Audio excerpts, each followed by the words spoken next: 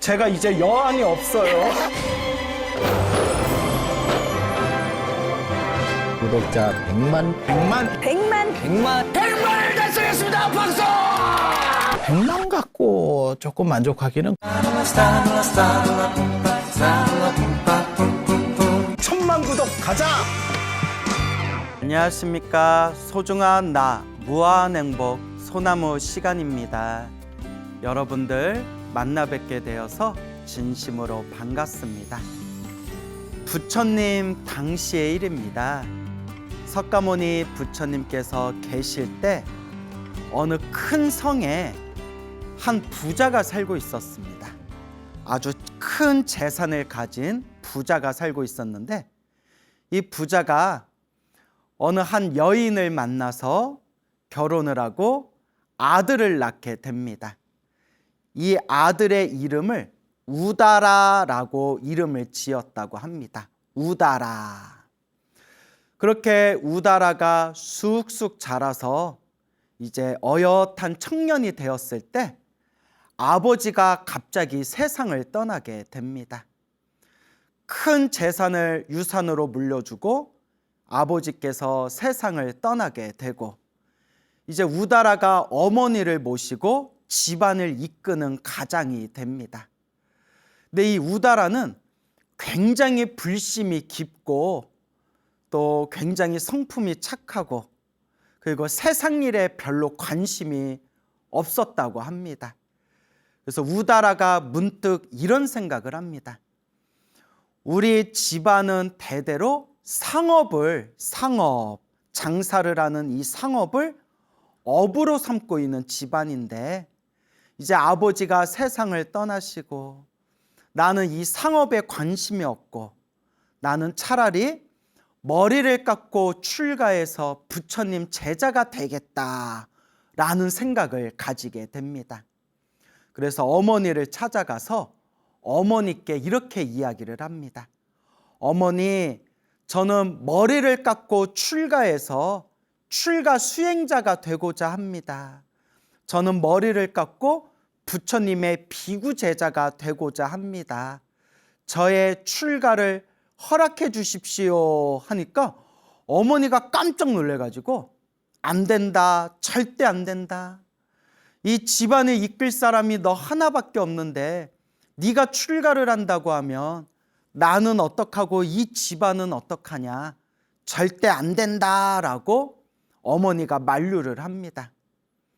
그러면서 어머니가 나 살아있을 때까지는 나와 함께 이 집에서 살고, 내가 죽고 난 뒤에는 네가 출가를 하든 하지 않든 그때는 네가 마음대로 하거라 라고 어머니가 이야기를 합니다.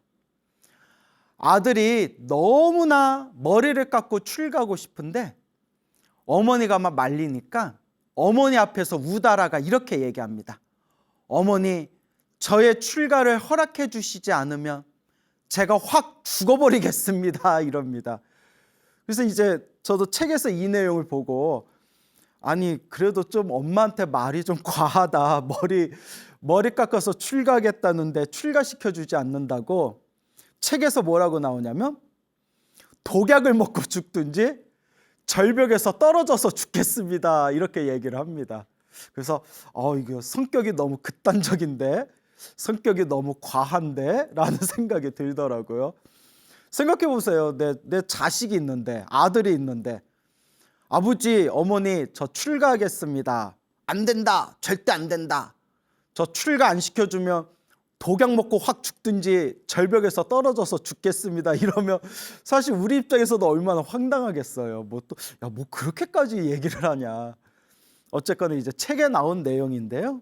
좀 이렇게 멋들어지게 또 그렇게 이제 표현하기 위해서 이렇게 좀 자극적인 내용이 들어갔을 수도 있었을 것 같아요. 어쨌거나 어머니한테 저 그냥 확 죽어버리겠습니다 이러니까 어머니가 깜짝 놀래가지고 어머니가 그 아들 우다라의 마음을 어루만져 주면서, 그러지 말고 그러면 네가 출가를 좀 잠시 미루고 대신 집에서 이 사문이나 브라만 이런 수행자분들을 모셔가지고 네가 마음대로 공양을 올리도록 해라. 사문이나 브라만 같은 수행자분들을 모셔서 공양 올리고, 공양 올리고 난 뒤에 법문도 듣고 가르침도 듣고, 일단 그렇게 집에서 수행자들에게 공양 올리면서 복을 지으면 좋지 않겠느냐, 뭐 이렇게 아들의 마음을 어루만져 주니까 곰곰이 우다라가 생각한 뒤에 예, 그것도 좋을 것 같습니다 라고 이제 어머니와 이제 약속하기를, 항상 이렇게 수행자분들을 모셔가지고 집에서 공양청 올리는 것을 서로 약속하게 됩니다. 그래서 우리 불교에서는 머리 깎고 출가하신 모든 수행자를, 수도승을 사문이라고 불러요. 그래서 우리 한문 불교권에서는 사문하면 스님들을 뜻하는 표현이다라고 하지만, 원래 인도 종교에서는 사문하면 불교 스님만을 말하는 것이 아니라 머리 깎고 집을 나와서 출가한 모든, 그 당시에 모든 출가한 종교인들을 사문이라고 불렀대요. 사문, 산스크리트어로 슈라마나라고 하죠. 그리고 브라만은 이제 카스트 제도 중에서 종교 계급을 뜻하는데요. 머리를 기른 가정 생활을 하는 종교인을 브라만이라고 이제 부르게 됩니다. 그러니까 사문이든 브라만이든 그런 종교인들 혹은 수도승들을 불러가지고 이제 집에서 항상 이렇게 공양을 올리고 가르침을 받게 되는데, 이 어머니가 속으로는 너무나 못마땅한 거예요. 아들의 마음을 달래기 위해서 매일매일 우리가 수행자분들을 집에 모셔서 공양청을 올리자라고 말은 했지만, 너무 돈이 아깝고 너무 보기 싫고 짜증나고 화딱지가 나는 거예요. 그래서 아들이 있을 때는 공양을 잘 올리는 척 하다가, 아들이 없을 때는 막 욕을 하고 막 비난을 하고 음식도 공양도 제대로 드리지도 않고, 그렇게 아들 앞에서 뒤에서 서로 다른 얼굴로 딴짓을 하게 됩니다. 아들이 있을 때는 잘하고 아들이 없을 때는 뒤에서 그렇게 못된 마음을 쓰면서 딴짓을 하고, 그리고 공양도 제대로 올리지 않고 그렇게 나쁜 악업을 저지르게 됩니다. 이와 같이 몇 년의 세월이 지난 뒤에 어머니가 또 갑자기 세상을 떠나게 됩니다. 어머니가 세상을 떠나고 난 뒤에 아들은 비로소 홀가분한 마음으로, 이 아들인 우다라는 머리를 깎고 출가해서 이제 비구 스님이 됩니다. 비구 스님이 된 뒤에 열심히 수행해서 이 우다라가 모든 번뇌와 욕망이 사라진 거룩한 성자 아라한이 됩니다. 그렇게 아라한이 되어서 10년, 20년의 세월이 지나고 난 뒤에 목숨이 끊겼던 그 어머니는 배고픈 굶주린 귀신, 아귀로 태어나게 됩니다. 아귀의 몸을 받은 거예요. 그 아들 뒤에서 수행자들에게 공양도 제대로 올리지 않고, 올리기로 한 공양을 땅바닥에 쓰레기장에 그냥 마구 버려버리고, 공양을 받으러 온 수행자들에게 욕을 하고 욕설을 하면서 그와 같이 나쁜 악업을 지은 그 업보로 인해서 아귀, 배고픈 굶주린 귀신, 아귀로 몸을 받게 됩니다. 아귀로 태어나 고통스럽고 끔찍한 괴로움을 당하던 이 전생의 어머니였던 이 아귀가 아라한이 된 전생의 자기 아들이었던 우다라 비구 스님을 찾아가게 됩니다. 우다라 스님을 찾아가서 이와 같이 얘기합니다. 스님, 나는 당신의 어머니였던 아무개입니다. 전생에 당신의 어머니였던 아무개입니다. 내가 이번 생에 끔찍한 아귀의 몸으로 받게 되었는데 스님 부디 전생의 인연에 이 아름답게 여기셔서 부디 저를 구제해 주십시오라고 청을 올리게 됩니다. 우다라 스님이 깜짝 놀라면서 아니 어머니가 어째서 목숨이 다한 뒤에 새로운 몸을 받았는데 이렇게 아귀로 태어나게 된 겁니까? 살아계실 때 수행자들에게 공양을 많이 올리고 보시공덕을 많이 지으셨는데 왜 이런 몸을 받게 된 겁니까? 왜 아귀의 몸을 받았습니까? 깜짝 놀라 하니까 이 아귀로 태어난 어머니가 하는 이야기가 제가 전생에 우리 스님 앞에서 아들 앞에서는 사람들에게 보시를 많이 하고 수행자들에게 공양을 잘 올리는 척 연극을 하면서 뒤에서는 나쁜 말을 하고 나쁜 업보를 짓고 수행자들에게 올려야 할 공양을 땅바닥에 그냥 버려버리고 이와 같이 나쁜 죄업을 저질렀습니다. 그 업보로 제가 이번 생에 아귀 몸을 받게 되었는데 너무나 배고프고 굶주리고 너무나 고통스럽고 괴롭습니다.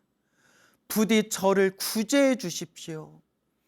부처님과 스님들에게 공양을 올려서 저 대신 공양을 올려서 저 대신 복을 지어 주시고 그 부처님과 스님들께 공양 올린 그 공덕의 힘으로 부디 저를 구제해 주십시오라고 우다라 스님에게 간곡하게 청을 올립니다.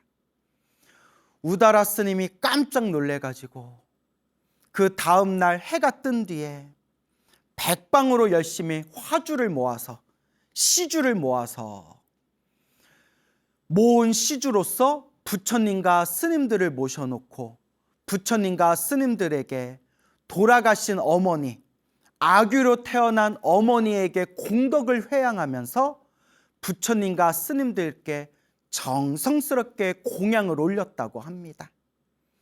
그때 부처님과 스님들에게 정성껏 공양 올리는 그 법회에 이 아귀로 태어난 어머니가 그 법회에 짠 하고 나타나게 됩니다.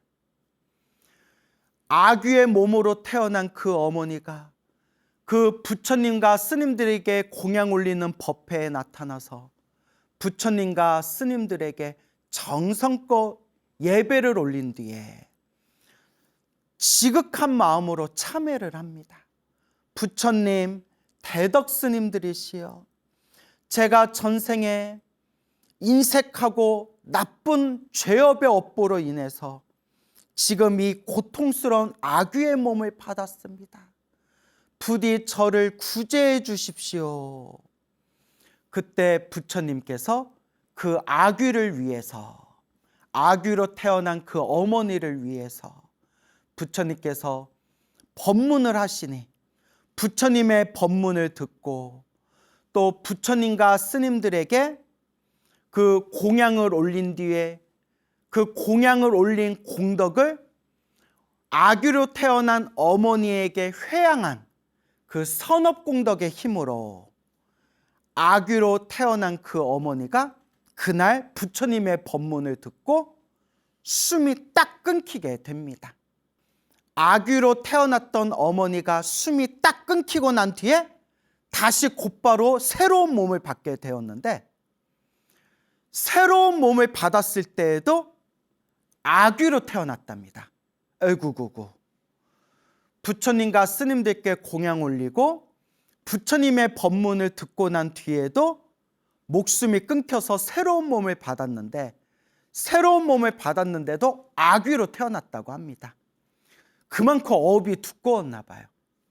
단 아귀로 또 새로 태어났지만 공양을 올리고 복을 지은 그 공덕의 힘에 의해서 하늘을 날아다니는, 하늘을 날아다니는 복이 많은 아귀로 태어났다고 합니다. 참 희한하죠.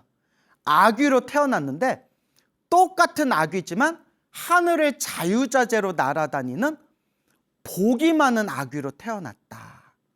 우리 주변에도 이와 똑같은 사례를 볼 수 있습니다.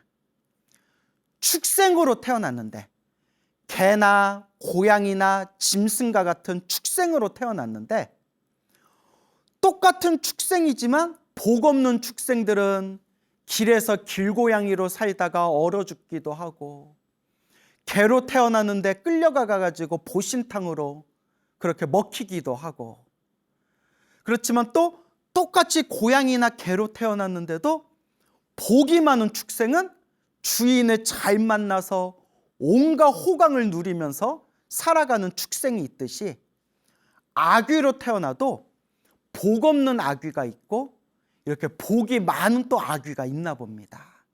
이런 것도 다 경전에 나오는 내용입니다, 여러분. 그래서 어머니가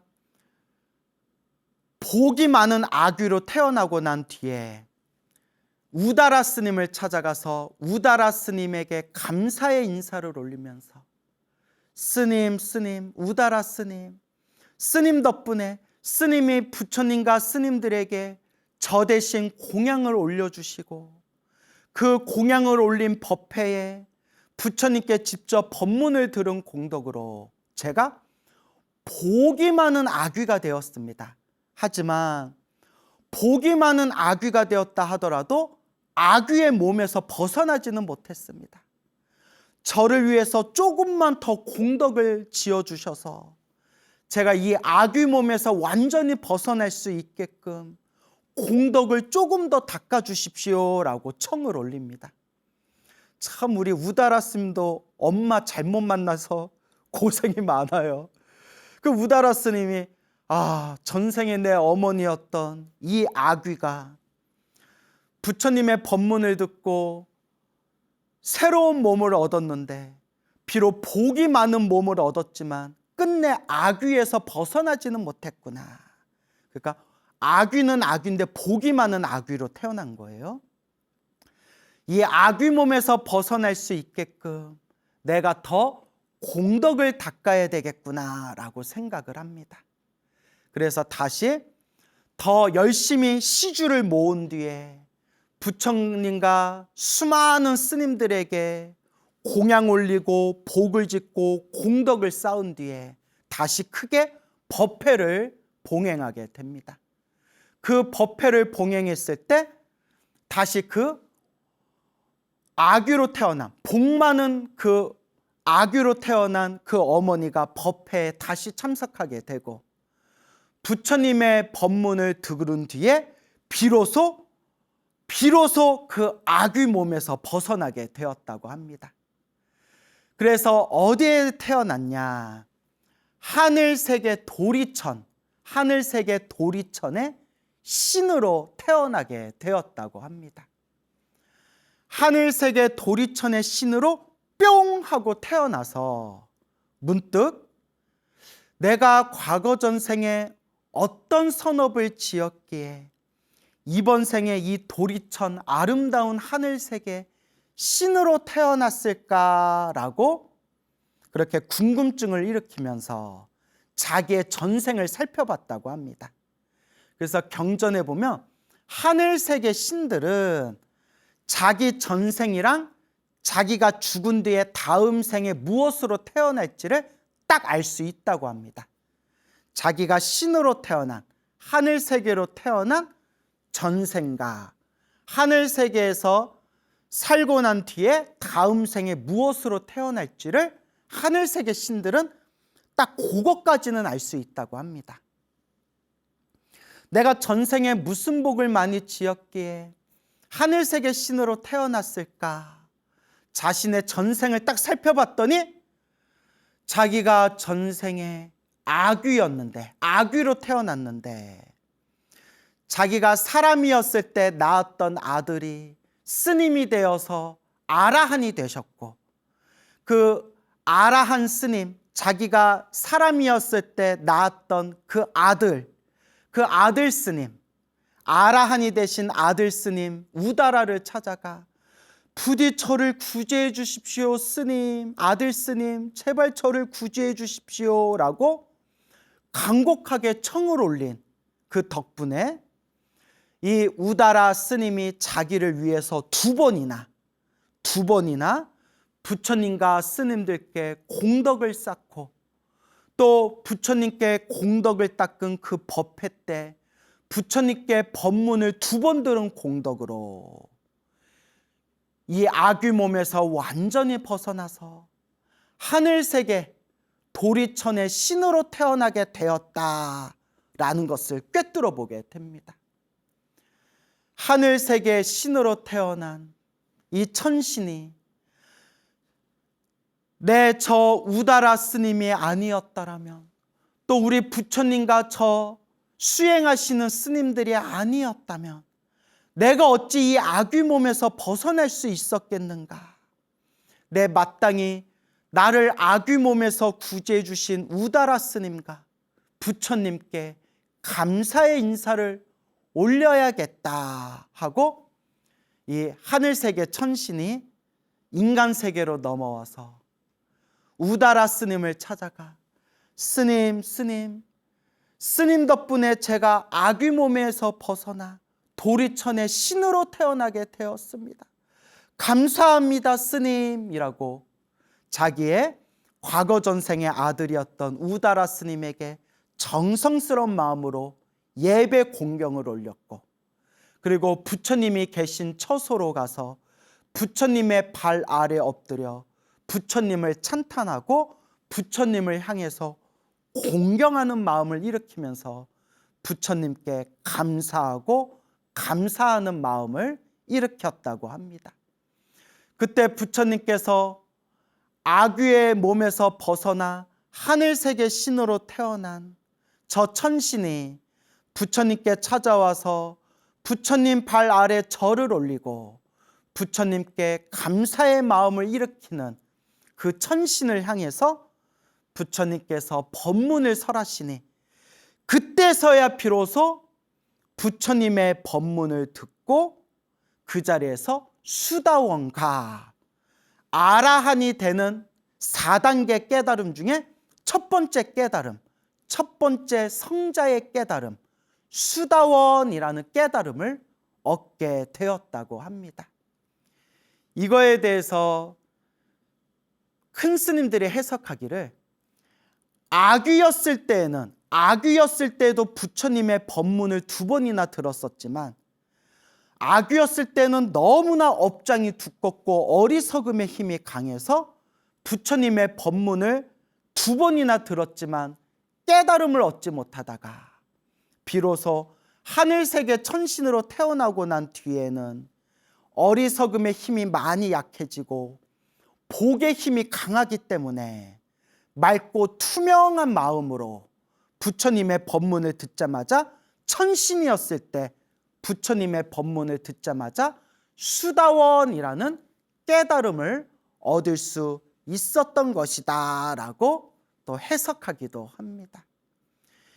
이와 같이 하여 살아생전에 못된 짓을 하다가 아귀의 몸을 받았던 한 여인이 스님이 되고 아라한이 되신 전생에 자기 아들이었던 그 아들 스님의 그런 천도의 공덕으로 부처님의 법문을 들으면서 아귀 몸에서 벗어나고 결국은 하늘세계 신으로 태어나게 되었고, 하늘세계 신으로 태어난 뒤에는 부처님의 법문을 들으면서 수다원이라는 거룩한 깨달음을 얻게 되었다라는 이 설화가 우리 경전에 전해져 내려오고 있습니다.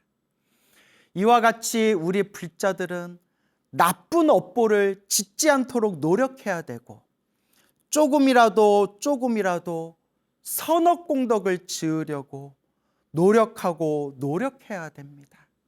선업공덕을 지으려고 노력해야 됩니다. 세상이 너무 혼탁해져 가지고 이제는 윤회라든가 인과 업보를 믿지 않는 사람들이 너무나 많이 늘어났습니다. 윤회의 가르침과 이 인과 업보의 가르침은 팔만대장경, 부처님 경전에 간곡하게 부처님이 말씀하신 가르침입니다. 하지만 시대가 너무 혼탁해지고 이 말법 시대가 되니 절에 다니는 불자님들 중에서도 이 인과 업보를 믿지 않고 윤회를 믿지 않는 사람들이 점점 늘어나고 있다고 합니다. 정말 가슴 아프고 안타까운 일입니다.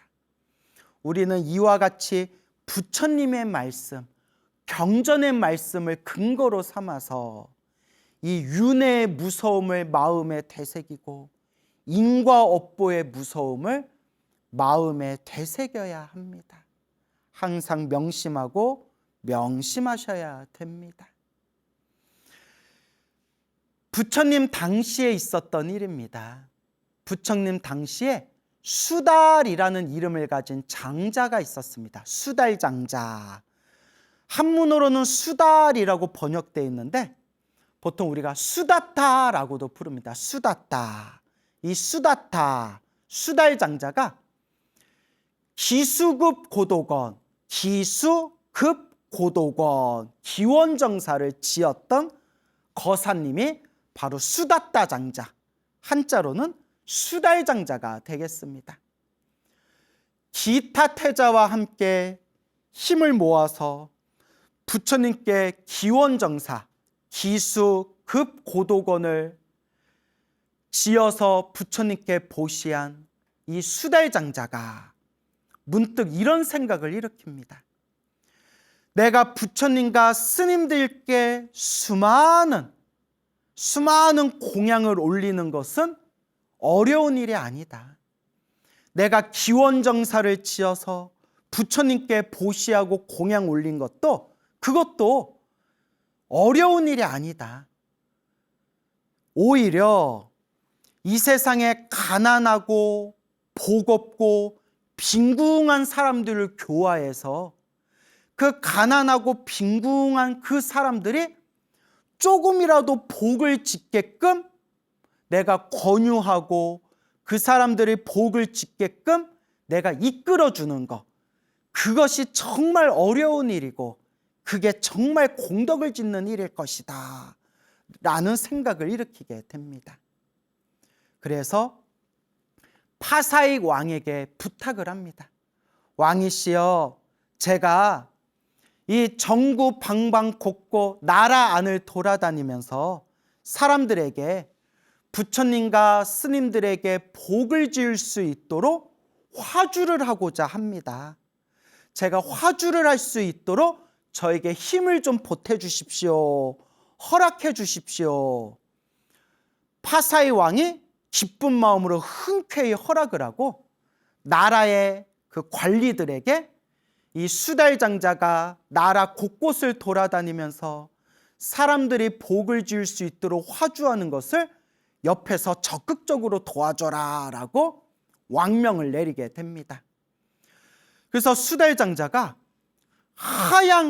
하얀색 큰 코끼리를 타고 아주 화려한 모습으로 장엄해서 전국 나라 방방 곳곳을 다니며 북을 둥둥 치면서 여러분들이 보시하는 그 보시의 공양을 부처님과 스님들께 올리고자 하오니 복을 짓고자 하는 분들은 저에게 공양을 올려주십시오. 그 공양을 하나도 남김없이 부처님께 보시 올리겠습니다 하면서 하얀 코끼리를 타고 화려한 옷과 온갖 그냥 화려한 모습을 갖춘 채 북을 둥둥 울리면서 나라 방방 곳곳을 다니며 화주를 하게 됩니다. 근데 이게 중요해요. 이것도 어떻게 보면 하나의 쇼맨십일 수도 있는데, 제가 부처님께 공양 올리고자 합니다. 저에게 보시하십시오 라고 꾀죄죄한 모습으로, 어디 그지 같은 모습으로 사람들에게 시주 다니면 사람들이 딱 의심이 드는 거군요. 어째 저 꾀죄죄 그지같이 저렇게 입고 다니면서 부처님께 공양 올릴 공양물을 받으러 다닌다는데 어째 믿음이 안 간다. 저 사람 좀 수상한데?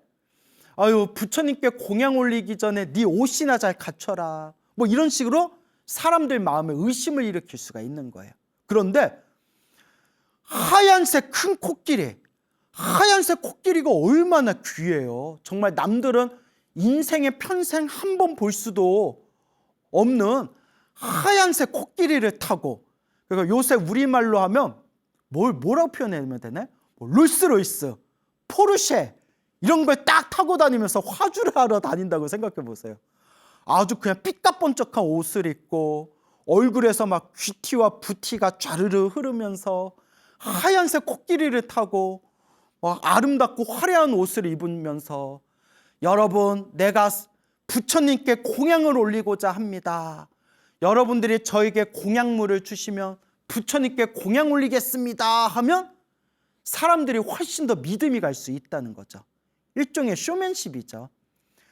그래서 사기꾼들도 사기칠 때 옷을 잘 입고 사기치지, 거지같이 이상하게 옷 입고 거지같이 꾀죄죄하게 이렇게 떼국물 뚝뚝 흘리면서 나한테 몇 천만 원 투자하면 제가 몇백억으로 갚겠습니다 하면 누가 믿어요?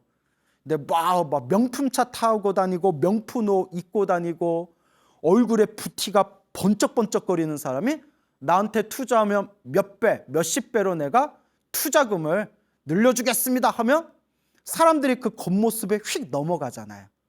그래서 요새 뉴스 보면 그런 사기 범죄 많은데 사기꾼들이 자기 이마에다 사기꾼이라고 쓰고 다니진 않잖아요. 어쨌거나 이제 말이 이상한 대로 섰는데, 수달장자도 사람들에게 막 믿음을 일으키기 위해서 그 하얀색 코끼리를 타고 화려한 옷을 입고 아주 멋들어진 그런 모습으로 북을 울리고 다니면서 사람들에게 이제 화주를 받는 겁니다. 그렇게 수많은 사람들에게 그렇게 시주를 받으면서 나라 방방 곳곳을 다니고 있었을 때 어느 한 거지 여인이 있었대요. 이 거지 여인이 옷도 없어가지고 알몸에 담요 하나를 몸에다가 걸치고 그렇게 사람들에게 구걸하면서 다니는 그런 늙은 거지 여인이 있었습니다. 어느 날 이 거지 여인이 길을 가는데 저 큰 도시에서 둥둥 북소리가 울리면서 수많은 사람들이 거기에 막 몰려드는 모습을 보게 됩니다. 무슨 행사가 있나 하고 가까이 가서 봤더니 수달장자가 하얀 코끼리를 타고 화려한 옷을 입고 북을 울리면서 사람들에게 시주를 받고 있는 거예요. 깜짝 놀래가지고 옆에 사람한테 물어봅니다. 아니, 저 사람은 세상에 아무런 부족함이 없어 보이는 사람인데, 엄청난 부자로 보이고 아무런 부족함이 없어 보이는 사람인데 왜 저렇게 사람한테 구걸하고 다니는 겁니까? 그러니까 옆에 사람이 그 얘기를 듣고 혀를 끌끌 차면서 그런 소리 하지 마시오. 저분은 수달장자라는 분인데 저분이 부처님과 스님들에게 공양을 올리기 위해서, 그리고 평소에 부처님을 직접 뵙고 공양 올리기 힘든 가난한 사람들을 위해서 가난한 사람들에게 대신 그 공양물을 받아서 부처님께 공양 올리고 복을 짓게 해주기 위해서 저렇게 나라 방방곳곳을 다니면서 사람들에게 화주를 하는 겁니다. 자기 자신을 위해서 구걸하는 게 아니라 가난한 사람들의 복을 지을 수 있게끔 지금 화주를 하러 다니는 겁니다. 그 말에 이 거지 여인이 깜짝 놀라면서 충격을 받게 됩니다. 그리고 문득 이런 생각을 합니다. 내가 이렇게 평생 가난하게 힘들게 괴롭게 사는 게 전생에 복을 짓지 않았기 때문이다. 내가 이번 생에도 복을 짓지 않는다면 다음 생, 다다음 생 또 가난하고 또 힘들게 살게 될 것이다. 그러니 이번 생만큼은 내가 꼭 복을 짓자. 이번 생 내가 공덕을 쌓자 라고 마음에 다짐하고 몰래 이렇게 숨어 있다가 수달장자가 지나가는 길에 수달장자를 향해서 자기가 옷 대신 몸을 가리고 있는 그 하나 남은 그 담요를 수달장자에게, 제가 보시를 올리겠습니다 하고 수달장자에게 담요를 휙 하고 던집니다. 수달장자가 담요를 딱 받았는데 꼬리꼬리 냄새나고 뭐 다 떨어지고 너무 볼품없고 때가 꼬질꼬질한 그 담요를 받고, 누구길래 이 담요를 나에게 보시한 건가 하고 이 담요를 보시한 사람을 이렇게 찾아봤더니 왜 나이든 늙은 거지 여인이 홀딱 벗은 몸으로 알몸으로 몸을 이렇게 가리고 앉아있는 걸 봅니다. 깜짝 놀라서, 왜 그렇게 알몸으로 그렇게 앉아있습니까? 예, 장자시여, 제 알몸을 가리던 그 담요, 저에게 전 재산이나 다름없는 그 담요를 제가 공양 올렸기 때문에 몸을 가릴 게 없어서 알몸으로 이렇게 숨어 있는 겁니다. 깜짝 놀래가지고 수달장자가 물어봅니다.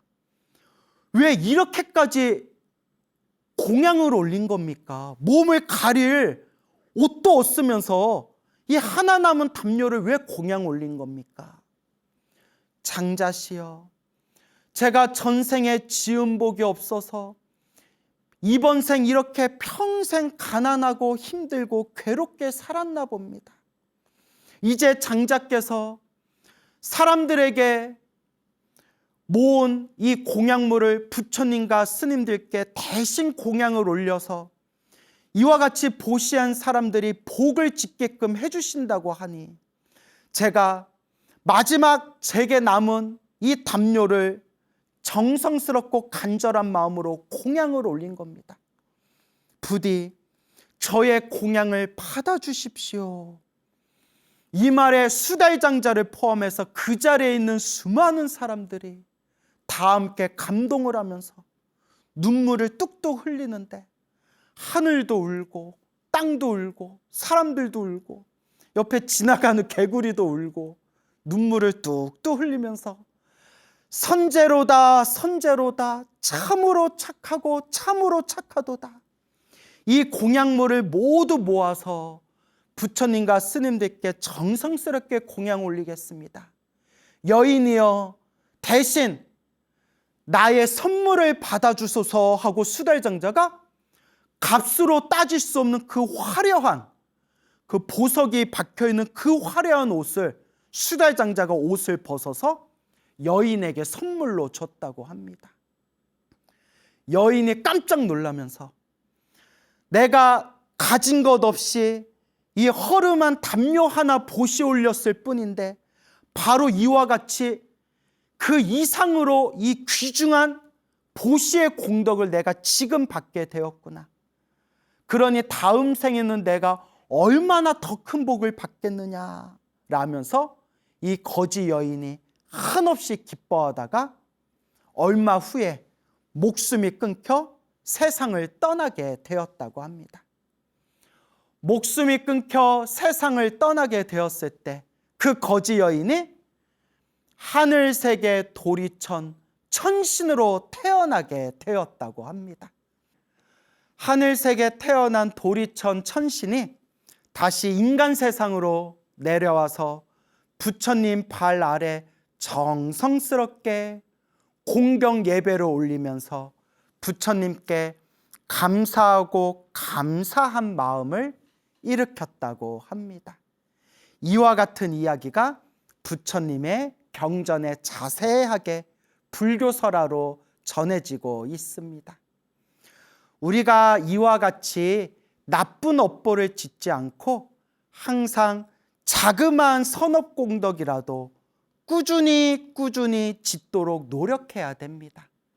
제가 늘 불자님들께 말씀드리지만 내 앞에 펼쳐진 좋은 일도 나쁜 일도, 내 앞에 펼쳐진 행복도 불행도 다 내가 지은 업의 인연이라고 합니다.